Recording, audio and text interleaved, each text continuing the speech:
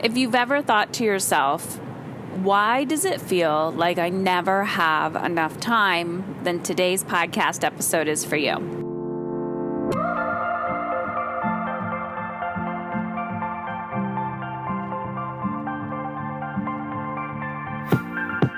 Hey ladies, I'm back. Another day, another podcast. So today I wanted to talk to you about ideal time versus real time. This podcast topic is inspired by Kaylin Asher. She is the founder of the 3-Day Workweek podcast, so definitely go check that out. 3-Day Workweek podcast with Kaylin Asher.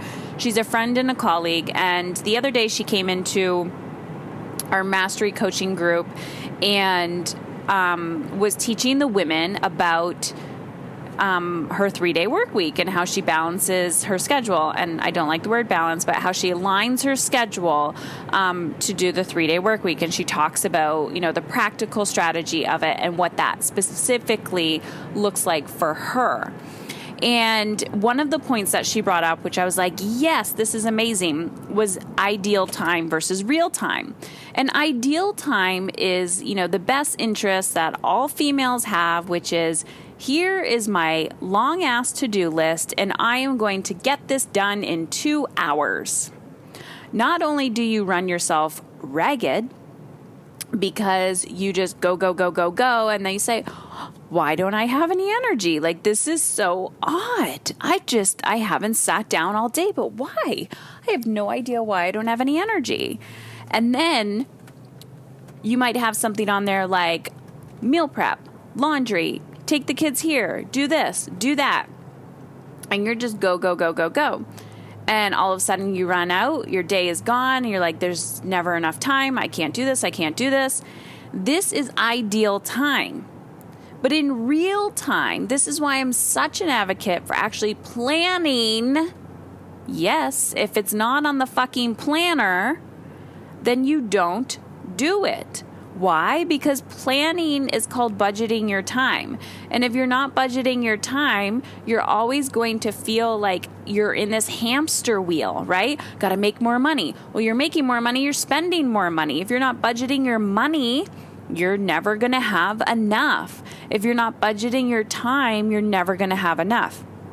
Can tell you again and again, the women that I observe who legit just look at a planner and plan things out and say, oh, now I'm supposed to be doing this. Now I'm supposed to be doing that. You allot time. And then when you say, oh crap, I didn't, make enough time for that, then you can shift it as your weeks and days move on. So again, what's my point? My point is real time is the realistic version of how long something takes you. Let me give you an example. Morning routine. If I wake up at X time, I have to get the kids out of the door at whatever. Let's just say if I wake up at 7:30 and the kids have to get out the door at 8, that gives me 10 minutes to open my eyes, to meditate, to write in the journal a little bit, and then, get the kid. It's like go, rush. And then everyone will say to me, but I don't have enough energy. Well, of course you don't have enough fucking energy. You're running yourself ragged. You just do, and there's nothing for you.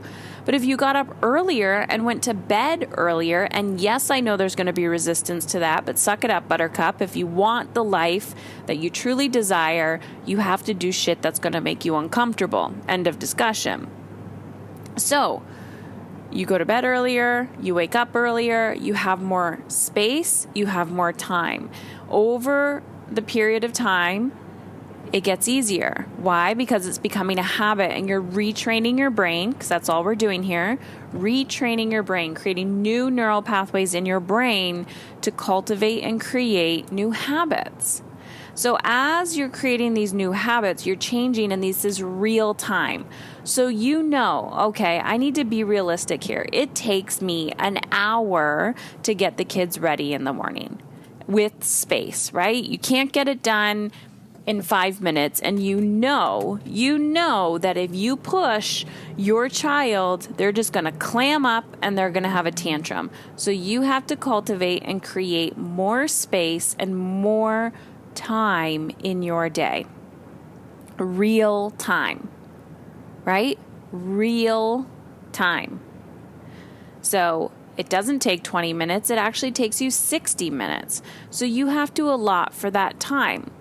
But the reason why people don't like budgeting their time is because they're so deathly afraid that they're not going to get everything done.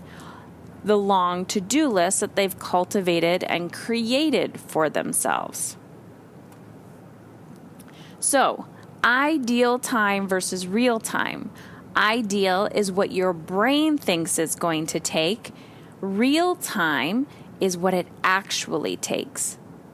So my suggestion is to have your calendar that has allocated hour-to-hour time slots, and everything that you have on your to-do list today, allot time for it. Realistic time. And sometimes I even add more time. So if I think something's going to take me 2 hours, I will actually double that sometimes and say, you know what? I'm going to allocate 4 hours to this, which is pretty much a whole day of work.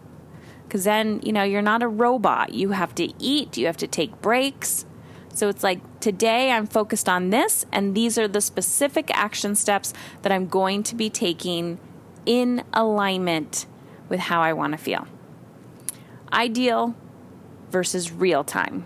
So ask yourself, where in your life are you creating this illusion in your mind that you actually have more than 24 hours in a day?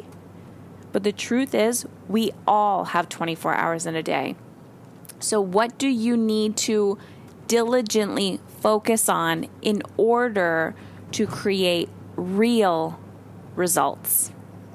That's what I got for you today, ladies. Talk soon.